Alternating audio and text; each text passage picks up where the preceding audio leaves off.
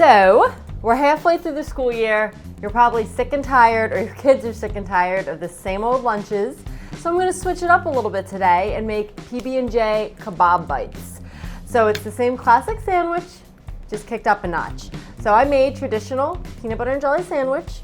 I'm not gonna show you how to make it because I trust that you guys all know how to make a sandwich. And then you get your sandwich and you cut it into 9 little bites. So I kind of pre-cut this, but it's 2 slices in the center and then 3 across. As you see, I already did it. And it just gives these little bites. You know, maybe about a 1/2 inch by a 1/2 inch.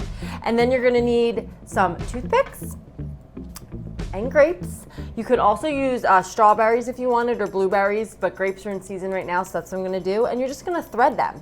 So I do a cube of peanut butter and jelly, a grape, a cube of PB&J, and another grape.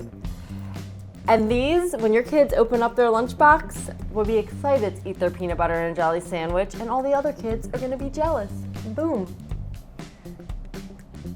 You can make a bunch of these up too for the week. They're great snacks.